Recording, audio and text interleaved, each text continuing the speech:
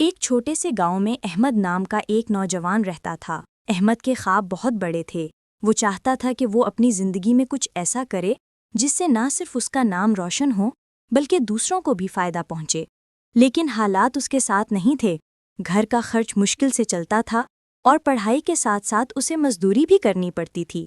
احمد روز صبح سویرے اٹھ کر پڑھائی کرتا اور پھر کھیتوں میں مزدوری کرنے چلا جاتا۔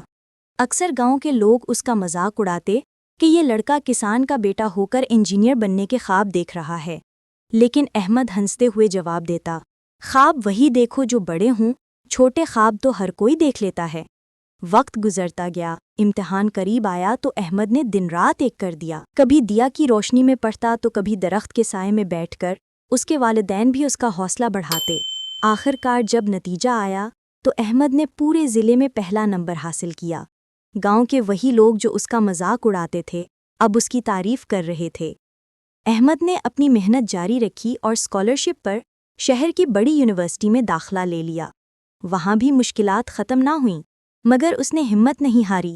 وہ چھوٹے موٹے کام کر کے اپنی فیس ادا کرتا اور پڑھائی جاری رکھتا۔ کئی سالوں کی مسلسل محنت کے بعد وہ انجینئر بن گیا۔ جب وہ گاؤں واپس آیا تو پورا گاؤں اس پر فخر کر رہا تھا۔ احمد نے گاؤں میں ایک اسکول قائم کیا تاکہ کوئی اور بچہ تعلیم کے بغیر اپنے خواب قربان نہ کرے۔ سبق: محنت، صبر اور حوصلہ اگر ساتھ ہوں تو حالات کبھی بھی رکاوٹ نہیں بنتے۔ خواب ہمیشہ بڑے دیکھو کیونکہ چھوٹے خواب تو قسمت بدل نہیں سکتے۔